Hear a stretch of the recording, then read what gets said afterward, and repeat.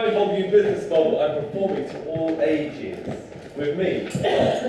Or Marky Jay. It basically was a nickname that turned into a stage name before I'd really given it too much thought.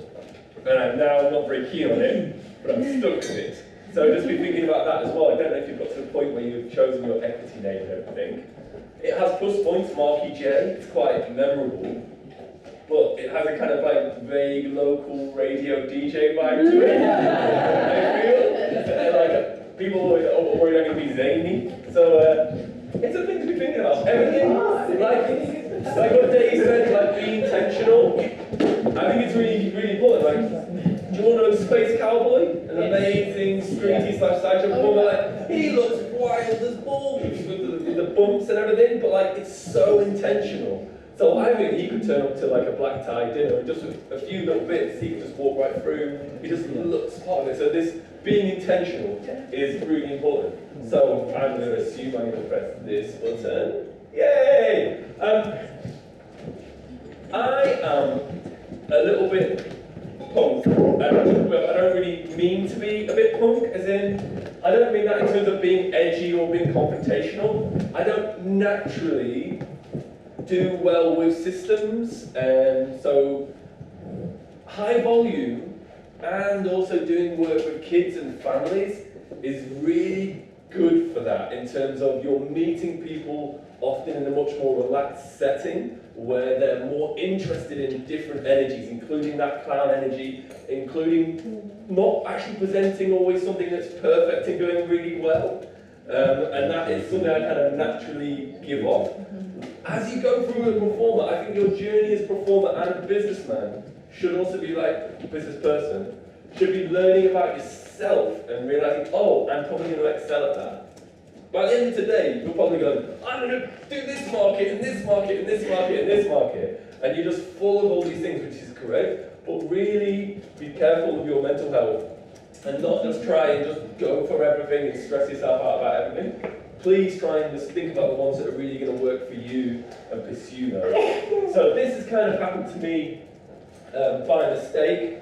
I was an environmental science teacher, got a degree in that, taught kids about the environment. It was very nice quality of life, lots of walks, lots of kind of chill time. I then ended up doing a street show, which I didn't realise was a kind of a punk street show because we didn't know about all the Covent Garden rules. Have you already been taught about street? No, is that tomorrow? There's so many rules to street, and I didn't know about them, so I made quite a punk street show about, you know, the pop tents, the festival tents? When they first came out, me and my mate realised we could put them away handcuffed, so we could put pop-up tents away handcuffed, and then we got changed inside the tents and made a bonkers show. And then through that, I got booked on the Olympics, and I had to stop being a full-time teacher, and then I was a full-time circus performer suddenly. And I out-competed loads of really established circus performers on the day. And I think I remember what happened. The guy before me, I was about to go up and do a bit of Diablo. The guy before me, called Dorian, part of Duo Diverse, I don't know if you're hand-to-hand, people know him. He just rocked up and did all my Diablo tricks, but whilst doing backflips and like hot dogs and everything. I was like, oh, okay, so there was like a clear moment there where I could have bombed that audition and stayed in front of a science teacher. And I just walked on with my case, and I just went, so apparently all the tricks I'm about to do, people now do with flips. And I just got a laugh from the people running the audition, and they're like, oh, he's completely different energy to everyone else we've had this day. Like, I've literally walked up, I've identified that what I'm about to do isn't as good, and they're like, oh, perfect, he's great for this role. And I kind of got on tour. Would you like to hear about the way I got semi-fired? Yeah, you would. Yeah, you would. This is all going somewhere. Here's Josh and Donnell, he's gone rogue. It's not gone rogue. So, halfway through the tour, I was kind of doing shows during the day, but there's all these big nighttime shows. And apparently, the Olympic motto is very close to the Daft Punk lyrics. I think the Olympic motto is higher, but I still don't know it. Higher, faster, stronger, or something. And so I was given this shtick to learn, and I never wanted to really learn it. So then I was in front of 14,000 people doing this big show, and then I went, and it, like the Olympic motto goes, and then I said the Daft Punk lyrics instead. real. And then apparently Sebastian Coe was in the audience, he was cross. And so I got fired literally as I was walking off stage and replaced by my girlfriend, now wife. I instantly got replaced, like, okay, Loz is going to be doing these shows, I'm now going to be doing street now. And it kind of like, oh, so it's kind of this, even when I try and do different markets, like the universe kind of like gently pushes me back in. So that's one of the most favourite ways I've ever been fired. It's a good one. It's a really, I wish I had footage of it, but I don't. But I wish I had. So I ended up, after the Olympics, I then did cruise ships, and that was for a month performing every day, but only for like 3 minutes. So I was only doing 6 minutes a day, so I managed to avoid like physical burnout. But I also made a Diablo act where I knew I wasn't going to get RSI. It sounds like maybe slightly overprotection, especially for airliness. But I was like, I'm going to do this for a month. So I was a little bit shrewd on that front. And then after that, I've got another funny thing, but I'll save that joke a little bit later. Consistency throughout the year. What are the benefits of this business model, and what on earth am I talking about? Basically, I use Google advertising to advertise the 3 strands of my career. I've got a kids circus workshop business, I've got a kids show, and I've got me as a circus performer. Google likes a very clear product. My website that's best for me is I do kids shows in Bristol. Google knows what to do to that. I pay for the advertising, all my SEO is geared to that, and I do really well. And I get a silly amount of work. I can do my show in Bristol every weekend of the year if I want to. I'm on a tour of Bristol that never ends. Essentially, because of annoying things to do with kind of the patriarchy and everything, there's this weird idea that the gentleman juggler, I can be quite old, there's no kind of stigma to being an older juggler. So I can pretty much do it till I'm 60 now. So basically, that strand does really well. So if anyone wants to ask me about Google, please feel free to drop me a PM. I've randomly got a bit good at it because my brain seems to be able to work out what's going on there. The one that does half as good is kids circus workshops. It's a little bit focused, it's workshops for kids, but it's not quite as focused geographically and therefore doesn't do quite as well, but still does all right. The website that I've got, which is terrible and does nothing, is markyjay.com. What is that? Because I'm kind of a funny guy, I kind of do a bit of comparing, a bit of juggling, if that is remotely what your websites are like, it's probably not going to do very good. It's like, hey, I'm just, I'm a performer, I can do this and this and this. Like, Google doesn't know what to do with it, and probably so people can't find it. So, I use all this Google stuff, and it basically gives me a year with absolutely no peaks and troughs. My August is the same as my October, my January pretty much is the same as my December if I want it to be. Maybe that's a bit too extreme. Okay, I'll give December a special case. December's probably a little bit busier. But I don't have any peaks and troughs. My year is stable. And also, my get out of bed money is loads. As in, I don't want to leave Bristol, especially on a Saturday and Sunday, for like less than £400, like full stop. And I'm not a high level corporate performer, but if you offer me any gig, I want that type of money, just because I know I'm making that in Bristol. So I've made my zero line is now 400, if that makes sense, for a weekend day, just because I know I'm going to get these kid shows in. So I can be pickier than I probably deserve to be, but then people, it's that weird law of attraction. People go, oh, what? So you're not going to come? I'm like, no, I don't need to come. I can do shows in Bristol. Like, oh shit, maybe I really want him. Do you know what I mean? And it works, and people do give me loads of money, and then I can be a little bit of a diva. I'm like, I don't want to go. You know, and it works well for me. So, that's kind of what I do. I just don't go. What does this model allow? It allows time for, this was a laser. Your fingers in the wire. There you go. See? Yeah. I literally can't help it. It's my problem, so it's just knowing who you are. I've got 2 kids. I'm really tired, but I'm around for my wife. I can do bedtime. This is important. You might think this doesn't apply to me. I just want to earn loads of money, and then I want to go to Burning Man, and then I want to go to Thailand every year. And you just want to live that life. That life is cool, but you want to change it. You want to stay in the UK, maybe even just for an extra month every winter because you want to work on your new act. And that grows and grows and grows. Maybe none of you want kids, that's fine. Guess what? Your parents are probably going to get ill at some point. They're going to need some help. Your family members might need some help. You might get injured. You might have noticed, I'm not very not very focused. So I got run over, crossing the road to a gig.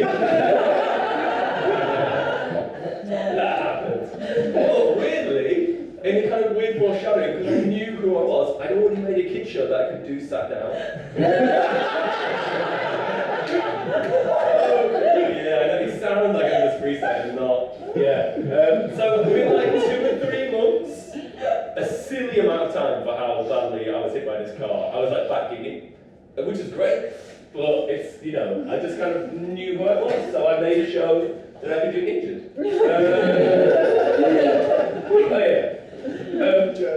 Hobbies, side hustles.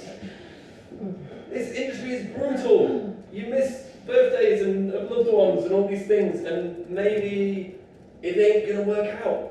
Because who knows what's going to happen with Brexit and AI and all this craziness. So, sorry, get real. It's the last one of the day, you know what I mean?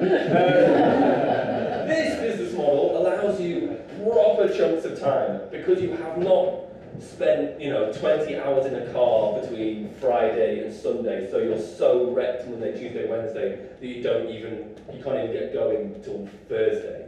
I wake up Monday morning. I'm fine.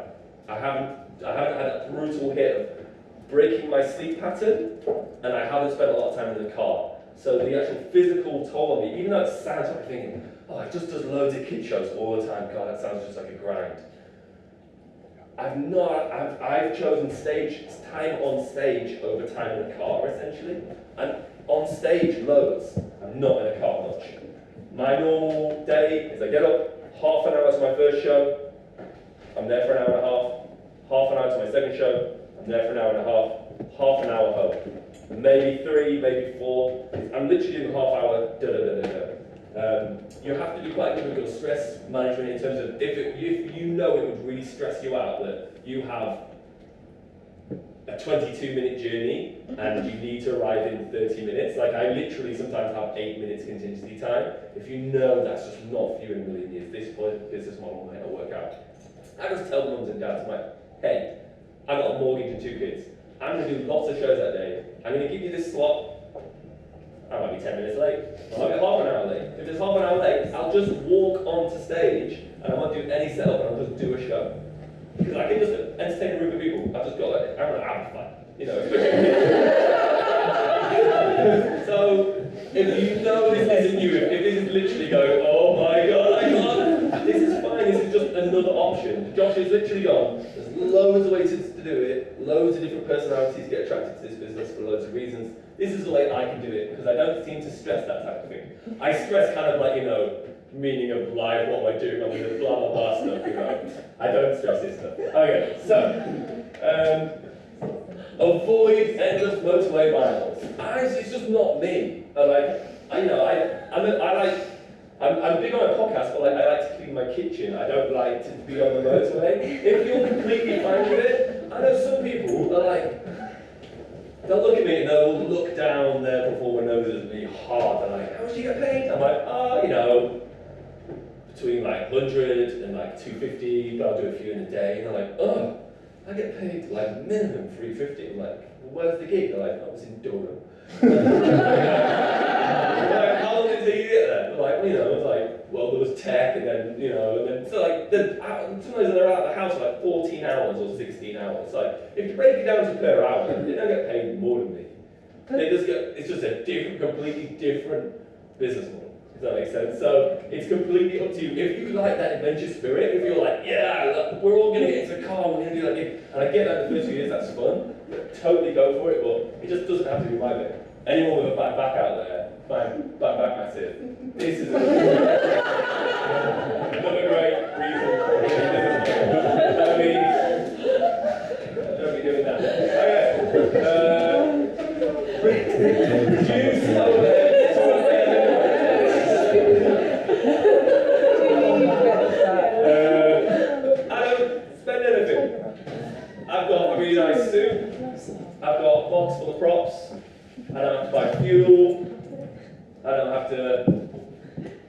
earn anything. Essentially, my overheads are so low that my take home is crazy high. I've got a friend who's got a tent business, and his turnover is $250,000 now, 250,000 a year. And then we actually worked out one night in the pub when we were a bit drunk. And I was like, I have way more disposable income than him. It's all about ratios, ins and outs. If you can make it really, really small, I'm not talking about stifling your own growth. I'm not talking about always do everything to the bare minimum. I'm not talking about that. I'm talking about if you can work it, if you're shrewd enough, and you make your margins big, the actual amount you earn is not as important as the amount of take home you have, if that makes sense. It's just something to think about. If you've made an amazing act pudding, you need so much, you've got to hire a van every time and down. How much are you actually earning? If you're really enjoying it, more power to you, but if it's just a grind, then are you really winning?